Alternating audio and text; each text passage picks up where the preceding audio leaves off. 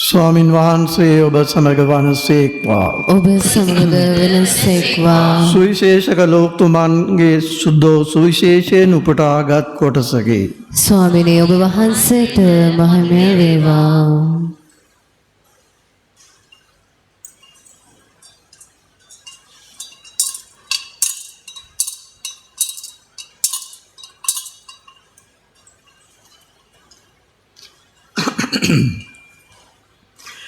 ඒ සමයේ අධිරාජ්‍යයේ සියලු වැසියන්ගේ සංගණනයක් ගැනීමට අගෝස්තුස් අධිරාජයා වෙතින් නියෝගයක් නික්මිණි. මේ වනාහි කුරේනියේ සිරියාවේ ආණ්ඩුකාරයාව සිටියදී කරන ලද පළමු වන සංගණනයයි. සියල්ලෝ ලියාපදිංචි වනු පිණිස තම තමන්ගේ නුවරවලට ගියහ. ජෝසප්ද දාවිද්ගේ වංශය හා පෙළපතට අයිතු වූයෙන් ගලීලේ නාසරෙත් නුවරින් නික්ම ජුදයේ බෙත්ලෙහෙම් නම් දාවිද්ගේ නුවර බලා ගියේය. ඔහු ගියේ තමාට විවාහ ගෙවුම් දුන් ගැබ්ගෙන සිටි මරියතුමී සමග ලියාපදිංචි වන පිණිසය. තවද ඔවුන්හි සිටියදී ඇගේ ප්‍රසව කාලය සම්පූර්ණ විය. ඈ කුළුඳුල් පුත්‍රයෙකු බිහිකොට රෙදිවලින් පොතා නවාතැනෙහි ඉඩකඩ නොතිබුණු බැවින් ගවරුවක තැබුවාය. තවද එම පලාතෙහි එඬේරු රෑයාමෙහි සිය බැටළු රැළ රකිමින් පිට්ටනියෙහි සිටියහ. එවිට සමිධානන් වහන්සේගේ දූතයෙක් ඔවුන්ට දර්ශනය විය. සමිධානන් වහන්සේගේ තේජස්ශ්‍රීයද ඔවුන් සිසාරා බැබිලිනි. ඔහු අතිශයෙන් බියපත් වූහ. ඒ දේවදූතයා ඔවුන්ට කතා කොට බිය නොවන්න, මෙන්න සකල ජනයාට ඉතා ආනන්ද ජනක මංගල පුවතක් මම ඔබ වෙත ගෙන එමි. මක්නිසාද ස්වාමින් වන ක්‍රිස්තුස් නම් ගැලවුම්කාරයෙක් ඔබහට දාවිද්ගේ නුවර අද උපන්නේය. රෙදිවලින් නොතා ගවරුවක තබා සිටින බිලිඳෙක් ඔබට සම්භවන්නේය. ඒ ඔබට සලකුණ යයි කීය. ඒ ඇසිල්ලෙහිම දේවදූතයා සමග ස්වර්ගසේනා සමූහයක් දෙවියන් වහන්සේ පසුසමින් අති උසස් තැන්හි දෙවිදුන්ට මහිමයද මිහිපිට දේව ප්‍රසාදය ලත් ජනයා අතර සාමයද වේවායි ගැයූව. සමිධානන් වහන්සේගේ සුභාරංචිය මෙසේය. ක්‍රිස්තුනේ ඔබ වහන්සේට ප්‍රශංසා වේවා. කරුණාකර වාඩි වන්න. ක්‍රිස්තුමන්තුල මාදර සහෝදර සහෝදරියනි, ආදර දරුදරියනි, ප්‍රථමයෙන්ම මේ වර්ෂයේ ලැබුවා වූ මේ නත්තල ඔබ හැම දෙනාට යේසුගේ ආශිර්වාදයේ පිරෙන්නා වූ ආශිර්වාදලත් නත්තලක් වේවායි ප්‍රාර්ථනා කරනවා. අද මුළු ලෝකවාසී ජනතාව බහුතරයක් දෙනා නත්තල් මංගල්‍ය සිහිපත් කරනවා. කතෝලික ක්‍රිස්තියානි සියලුම දෙනා ජේසුස් වහන්සේගේ උපත අද සිහිපත් කරනවා. එය බොහෝ කාලයකට ඉස්සෙල්ලා සිදු වුණත් තවමත් අදත් හෙටත් වර්තමානයේත් අනාගතයේදීත් මේ ආකාරයෙන්ම මේ උපත ගැන සිහිපත් කරන්නේ ඇයි?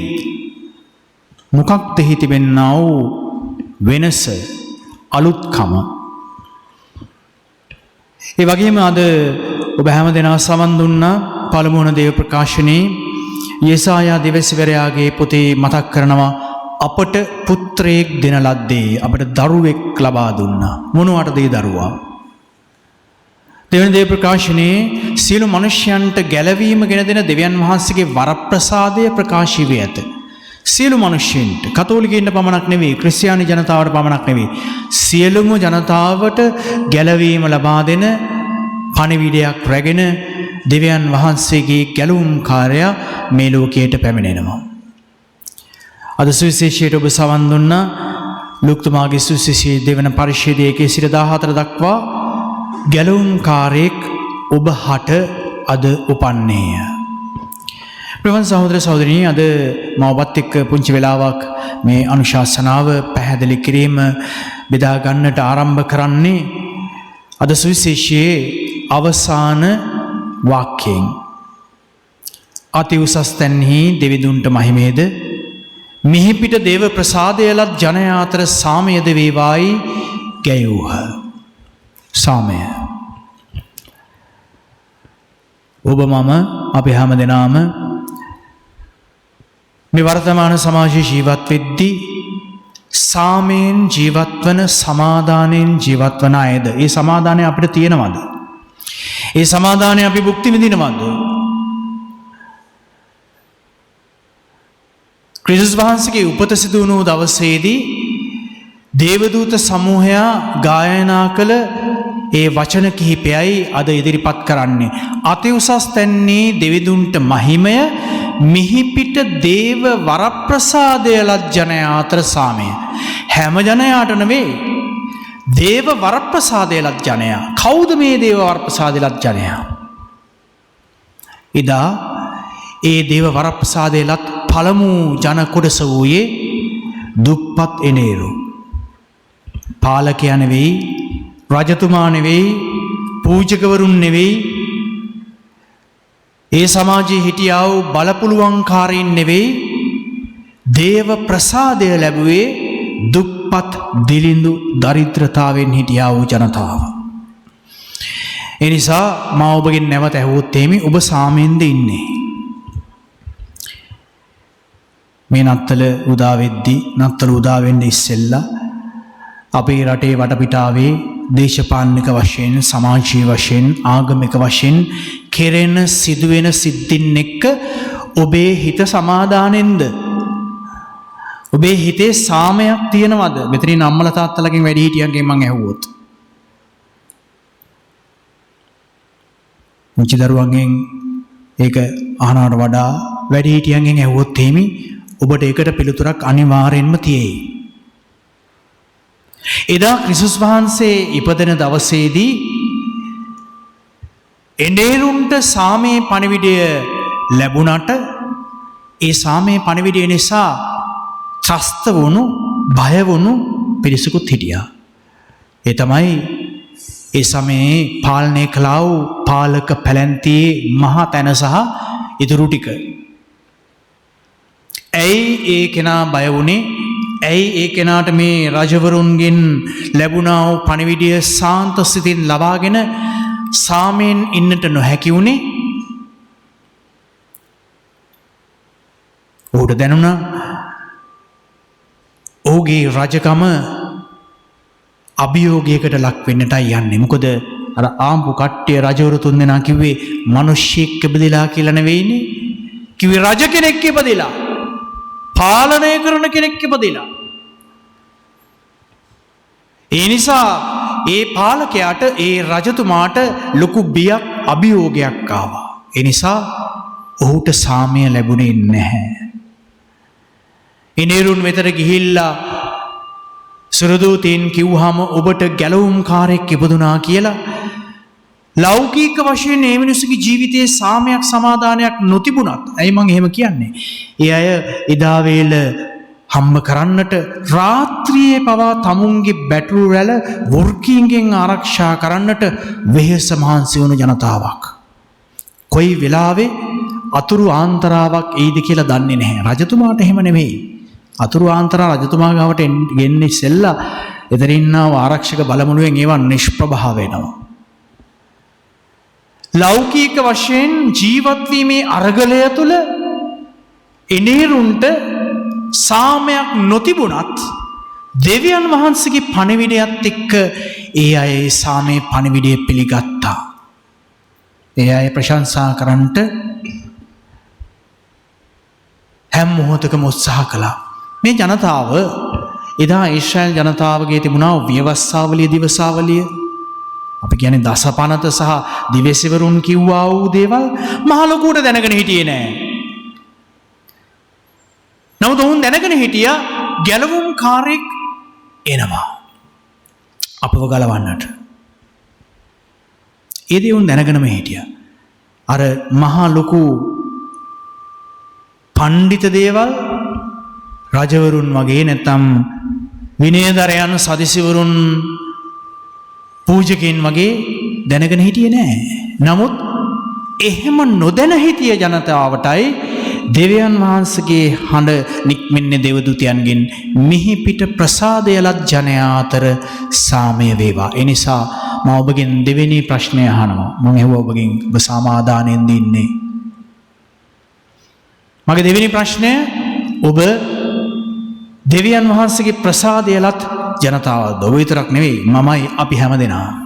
දෙවියන් වහන්සේගේ ප්‍රසාදය ලත් ජනතාවක්ද? දෙවියන් වහන්සේගේ ප්‍රසාදය ලබන්නට නම් අපි මොනවද කරන්න ඕනේ? දෙවියන් වහන්සේගේ ප්‍රසාදය ලබන්නට අපි මොනවද කරන්න ඕනේ? අපි මේ කරන දේවල් ඇතිද දෙවියන් වහන්සේගේ ප්‍රසාදයට ලක් වෙන්නට? ඔබ කරන්නව යහපත පුණ්‍ය ක්‍රියාවන් ඔබ කියන්න මොනවද ඔබ කරන යහපත් දේවල් කියලා? ඒ හැම දෙයක්ම ඇතිද? ප්‍රියන්තර සහෝදර සහෝදරිනි, ජේසු මේ ලෝකයට ආවේ ආදරේ පණවිඩය ප්‍රේමේ පණවිඩය ගෙනියන්නට. ඒ නිසා අපි උන්වහන්සේ කියනවා සාමේ කුමාරයාණන් කියලා. සාමය කියලා කියන්නේ මොකක්ද? සාමය කියලා කියන්නේ යුද්ධයක් නැතිවීමද? ඔබේ මගේ ජීවිතයේ සාමය කියලා කියන්නේ කලබගෑනි නැතිවීමද? ඒක විතරක්ද? යුද්ධයක් නැතිවීමම සාමයක් ඇති වෙන කරුණක්ද? දැන් අපි දන්නවනේ හැම කෙනෙක්ම අවුරුදු 30ක් තිස්සේ අපේ මේ පුංචි ලංකාව තුළ යුද්ධයක් තිබ්බා. මොන කරුණු කාරණා මොන තර්ක විතර්ක මොන අදහස් සිතුවිලි ඔබට තිබුණත් ඒ යුද්ධය අපි පරාජය කළා. ඒ යුද්ධය පරාජය කරලා අපි සාමයේ එකට කවුද ඉදිරියට ගියේ, කවුද ක්‍රෙඩිට් එක ගන්නෙ, කවුද ප්‍රශංසාව ලබා ගන්න කියන එක ඔබ ගෙදර ගිහිල්ලා හිතන්න. නමුත් අපි එය යුද්ධය පරාජය කළා. යුද්ධය පරාජය කළා. යුද්ධය පරාජය කරලා ශ්‍රී ලාංකිකයින් හැටියට අපි දිනුවද කියන ප්‍රශ්නේදී අපි දිනලා නැහැ. ශ්‍රී ලාංකිකයින් හැටියට අපි යුද්ධය පරාජය කරලා තවත් පිරිසක් පරාජය කරලා අන්තවාදය පරාජය කළාට අපි පරාජය කළේ අපේම මිනිස්සුන්ව. කොහොම හරි යුද්ධේ නැහනේ. එතකොට දැන් ඔබ සාමෙන්ද ඉන්නේ? නිසා ශුද්ධ සභා මාතාව විශේෂයෙන්ම වතිකානු මන්ත්‍රණ සභාවේදී අපිට මතක් කරනවා යුද්ධය නැතිවීම පමණක්ම නොවේ සාමය කියලා කියන්නේ. දැන් අපේ ගෙවල් වල යුද්ධ නැහැ. තියෙනවා පොඩි පොඩි යුද්ධ. ලොකු යුද්ධ නැහනේ. පුංචි පුංචි කරුණු කාරණා එහෙම් මෙහෙම් වෙනේවත් එක්ක අම්මා තාත්තා අතරේ ස්වාමි පුරුෂයා භාර්යාව අතරේ දරු දැරියන් අතරේ අපි සාමෙන් ඉන්නවනේ. සමාදානෙන් ඉන්නවනේ. දැනුත් පවුලක් එන්න සමාදානෙන් ඉන්නවනේ. කුද්දගෙන බලෙන් තල්ලු කරන් හරි ඇවිල්ලා ඔය ළඟට වෙලා මාරයා තිස්සේ අම්මෝ හිට උදේ පූජාවට යන්න දැන් නිදි මරන්න බෑ කියලා කොට කොට හරි ඉන්නවනේ නේද? සමාදානෙ තියෙනවා. නමුත් ඔබ මම අපි හැම කෙනෙක්ම ලබා ගත යුත්තේ ඒ මිස් ආකාරයෙන් ලෞකික වශයෙන් ලබා ගන්නා සාමයද? නෑ. ජේසු ආවේ ඒ සාමය දෙන්න නෙවෙයි. ජේසු ආවේ ඒ සාමය දෙන්නට නම් දෙවියන් වහන්සේගේ පුත්‍රයා මේ ලෝකයට ඉපදුනයින් පස්සේ ඒ පුත්‍රයා මේ ලෝකයේ තුල තමුන්ගේ ජීවිතය අවසන් කරන්න ඕනේ කුරුස ගසේ නෙවෙයි. හොඳ සිහසොනක ඔබ මම දකින ලෞකික රජ කෙනෙක් හැටියට. නමුත් ඒක නෙමෙයි සිද්ධ වුණේ. මොකද උන්වහන්සේ ආවේ ලෞකික සාමයක් සමාදානයක් දෙන්න නෙවෙයි. ඒ ලෞකික සාමය සමාදානය අපිට ඕනේ. නමුත් මතක තියාගන්න ඒ ලෞකික සාමය සමාදානය ඔබට මට අපි හැමදෙනාට එය විතරක්ම නෙමෙයි අවශ්‍ය. කතෝලික කිතුණු අපිට ජේසුගේ සමාදානය නත්තල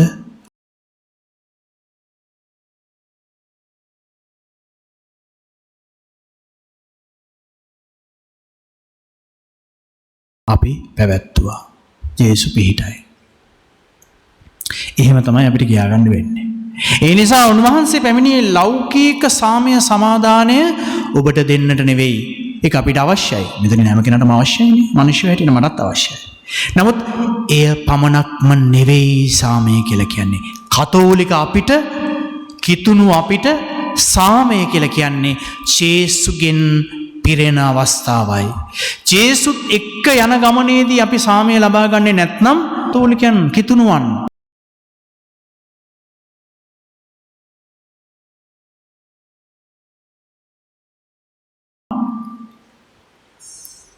දැන් ගෙදර සමහරලාට පුංචි ආරෝ තිබුණාට පිටස්සර කවුරු හරි එද්දි හරි නැත්නම් නෑදෑ පිරිසක් එද්දි හරි අම්මු සාන්ත දාන්ත තීන්ත කෝඩු නේද?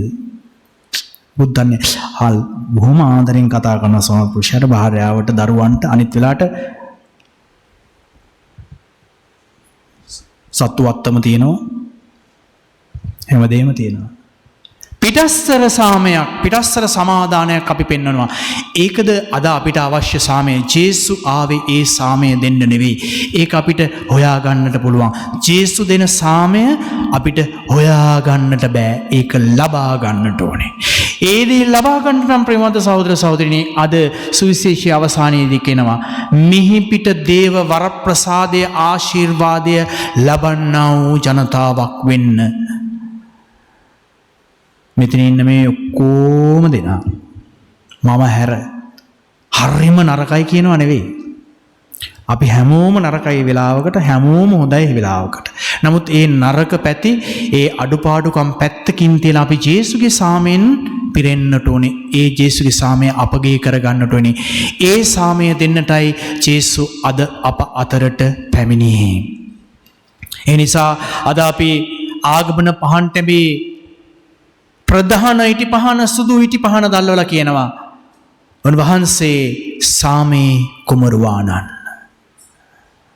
ඒ නිසා ඒ ඉටි පහනේ දැල්ලමින් අන් අයගේ ජීවිතය එළිය කරන්නට අන් අයට සමාදානය දෙන්නට සාමය දෙන්නට ඔබ මම වරප්‍රසාදී ජනතාවක් විය යුතුයි. එහෙම නොවුනොත් ප්‍රේමවන්තේනි හෙට නෙමෙයි අදනේ අද උදේ ගෙදර පුංචි කට්ටිය එකතු වෙලා පුංචි එකතුවක් තියලා හිනහා වෙලා හිනාව ඊට පස්සේ වෙන වලින් අවසන් කරන්නත් පුළුවන්. ඒ දේ කළා අපි නත්තල සැමරුවා කියලා අපි නත්තල මැරුවොත් 21ත් ඉවරයි. ඒ නිසා අද ඔබ හැම දිනාට මතක් කරන්නේ මම අද සුවිශේෂී අවසානින් ගත්තා වූ පාඨේ පංගුකාරයින් මෙන්න මිහි පිට ප්‍රසාදයලත් අම්මා කෙනෙක් තාත්තා කෙනෙක් දුවෙක් පුතෙක් සහෝදර සහෝදරියෙක් වෙන්න. එහෙම නොවුනොත් අපි චාරිත්‍රය ඉටු කරන ජනතාවක් මේ නිදි මරාගෙන අනේ දෙයියනේ හොදද නිදා ගන්න තිබුණා. හොඳ හේනිකුත් දැක දැක නිදා ගන්න තියෙද්දි පල්ලියට ඇවිල්ලා අපි මේ මොනවද කරන්නේ? ඒ නිසා අද අපි හැම කෙනෙක්ම මේ දේවස්ථානයට ආවේ මේක සමරන්නට නෙවෙයි. මේ ජේසුගේ උපන්දිනය සමරන්නට නෙවෙයි. ජේසුගේ උපන්දිනයට සහභාගී වෙන්නට. ජේසුගේ උපන්දිනයට සහභාගී වෙනව නම් අපි වරප්‍රසාදී ජනතාවක් විය යුතුමයි. ඔබ මංගල උත්සවයකට බර්ත්ඩේ පාටි එකට පාර යන ඔක්කොටම කතා කරන්නේ නැහනේ. ඔබ කතා කරන්නේ යහපත් කියලා හිතෙන ඔබත් එක්ක සාමයෙන් සමාදානෙන් ඉන්නවා කියලා හිතන අයට. එයා ඇවිල්ලා ඉතින් ගිහිල්ලා එක එක දේවල් අපෝ මෙහෙමයි බර්ත්ඩේ එක තිබ්බේ අරකයි මේකයි කේක් එක මෙහෙමයි කිසිලා ඕවා කියයි. නමුත් අපි කතා කරන්නේ අපිත් එක්ක ඒ සාමය ඒ සමාදානයේ ප්‍රීතිය බෙදා ගන්න පුළුවන් ජනතාවකට නම් ජේසු අද ඔබට ආරාධනා කරන්නේ උන්වහන්සේගේ මේ උපන්දිනයේ කොටස්කරුවන් වෙන්න. කොටස්කරුවන් වෙන්නට ප්‍රධාන කාරණාව මා නැවතත් මතක් කරනවා ආනන්දය ලබන වරප්‍රසාදී ජනතාවක් වෙන්න. ඔබේ මගේ ජීවිතය තුළ සාමය සමාදානය ඇති කර ගන්නට අපි ලෞකික වශයෙන් හුඟක් දේවල් අපේ දරුවන්ට කරනවා. අපේ දරුවන්ට නොකරන දේවල් මොනවද කියන්න බලන්න. මෙතන දෙමව්පියෝ හැමදේම කරනවා. නමුත් අපිට සාමයක් සමහරලාවට දරුවන්ගෙන් නැහැ. ස්වාමි පුරුෂයාගෙන් නැහැ. බිරිඳගෙන් නැහැ හැමදේම කරනවා. ඔබ නිකන් ඉතලා බැලුවොත් එහෙමි ඔබට මේ තියෙන මේ කොවිඩ් වසංගතයත් එක්ක තියෙන මේ වටපිටාවේදීත් අවශ්‍ය කරන දේවල් අනේ දෙයියනේ කොහොම හරි ලැබෙනවනේ. අඩුම තරමේ පූජාවට එන්න, අඩුම තරමේ මේ තිබිච්ච පරණ ඇඳුමක් හොඳට ලස්සනට අයන් කරගෙන හොද ගන්න හරි අවස්ථාවක් ලැබුණානේ. අලුත් ඇඳුම් ඇඳෙන්නේ නැති වුණත්. එහෙම දිව්‍ය පූජාවකට සහභාගී වෙන්නට මේ නත්තල ගැන හිතන්නටවත් අපහසු මේ මොහොතෙත් බඩගින්දරේ නිදාගන්න ඕනෑ තරම් අපේම සහෝදර සහෝදරියන් ඉන්නවා. අදත් මේ රාත්‍රියේ ඒගොල්ලෝ එහෙම නිදි. හැබැයි හෙට උදේ නැගිටලා ඒ දරුවන්ගේ ඒ බිරිඳගේ ස්වාමිපුරුෂයාගේ මුණ දිහා බලලා ඒ අය ජීවිත ගමන තව වතාවක් පටන් ගන්නවා. කෙන්දරි ගගා නෙවෙයි බොහොම එකමුතුවෙන්. හුඟක් දේවල් නැහැ. අපිට හුඟක් දේවල් තිබිලත් අද තුන් වේලම අද අපි පුළුවන් විදිහට කොහොම හරි මෙතන ඉන්න හැම කෙනෙක්ම අනුභව කළත් තුන් වේලට වඩා හතර වේලක් පස් වේලකුත් තියෙනවනේ අපේ ළමයින්ට එහෙම ගිහිල්ලා හොරා කන ඒවලත් තියෙනවනේ නේද? එහෙම හොරා කණ්ඩවත් නැති අපේ දරුවෝ බඩගින්නේ අද නිදී. හැබැයි එයාගේ ජීවිතයේ එයාගේ පවුල් තුල සාමය සමාදානය අපිට වැඩිය නැද්ද? තියෙනවා. ඇයි ඒ අය ලෞකික වශයෙන් දුප්පත් වුණත් අධ්‍යාත්මික වශයෙන් හරි පොහොසත්. ඒ අය කතෝලිකයන් වෙන්නට පුළුවන්, ඒ අය කිතුණුවන් වෙන්න පුළුවන්, ඒ අය බෞද්ධ අය වෙන්න පුළුවන්, වෙනත් ආගමිකින් වෙන්නට පුළුවන්. ඒ අය යහපත තුල සාමය සමාදානය තුල රැඳිලා සිටින නිසා ඒ අය වරප්‍රසාදී ජනතාවක්. ඒ නිසා ආදර අම්මේ තාත්තේ දුවේ පුතේ මේ නත්තලේදී ජේසුවෙන් මගෙන් ඉල්ලන්නේ වරප්‍රසාදය ලබන්නා වූ ජනතාවක් වෙන්න. එවිට ඔබේ නිවස තුල, ඔබේ පවුල තුල ජේසු ප්‍රාතිහාර්යයක් කරනවා. මොකද්ද ප්‍රාතිහාර්ය? හෙට ලක්ෂ 2ක් විතර හම්බ වෙනවා සුවිප් එකකින්. හෙට ගන්න සුවිප් එක ලක්ෂ 2ක් වැටෙනවා. නැත්තම් හෙට කවුරු හරි මාර සර්ප්‍රයිස් එකක් දෙනවා. නෑ. ඒවට අපි කියන්නේ නිකන් වාසනාව කියලානේ. ජේසු ඔබගේ ජීවිතය තුළ ඒ සාමයෙන් ජීවත් වීම ආරම්භ කළොත් කරන ප්‍රධානම ප්‍රාතිහාර්ය ඔබේ පවුල එකතු කරනවා. ඔබේ පවුල තුළ ප්‍රීතිය ඇති කරනවා. එකතු වීම තමයි ප්‍රධානම ප්‍රාතිහාර්ය. එකතු නොවි අපි බෙදුනොත් ප්‍රාතිහාර්ය නෑ gedara. ඒ නිසා ඒ ප්‍රාතිහාර්ය ජේසුගේ උපන්දිනේදී ඔබ ජේසුගෙන් ඉල්ලන්න. ජේසුනි අපේ පවුල එකතු කරන්න. මීට වඩා සම්බන්ධ කරන්න. අන්නේ වරප්‍රසාදය ඔබ අද ගවලෙන ගාවට ගිහිල්ලා ජේසුව අතගාලා ඉම්බත් නැතත් අතගාලා යන්න එපා. කොරෝනා ප්‍රශ්න නිසා ළඟට ගිහිල්ලා ඔබ යාඥාවක් කියලා කියන්නේ අපේ පවුලේ ලබන වසරේදී ලබන්නා අලුත් අවුරුද්දේදී එකමුතුකම වැඩි කරන්න. ඒ ප්‍රාතිහාර්ය වැඩි කරන්න. ඒ ප්‍රාතිහාර්ය ඔබ ඉල්ලුවොත්, ඒ ප්‍රාතිහාර්ය වැඩි කරගන්නට ඔබ ජේසුට උදව් වුණොත් අනිවාර්යෙන්ම අනිත් දේවල් ලස්සනට පෙළ ගැහෙනවා. ඒ නිසා ආදර අම්මේ තාත්තේ සහෝදර සහෝදරියනි දුවේ පුතේ මේ නත්තල් රාත්‍රියේ මේ දවසේදී ජේසුගේ උපන්දිනේදී අපි උන්වහන්සේට කියමු අප හැමදෙනාව වරප්‍රසාදී ජනතාවක් බවට පත් කරන්න. ඒ සඳහා ඔබට මට අප හැමදෙනාට මුළු ලෝකයට පියාණන්ගේත් පුත්‍රයාණන්ගේත් සුද්ධාත්මයන්ගේත් වරප්‍රසාදය ලැබේවා. ආමෙන්. අපි නැගිට සිටිමු.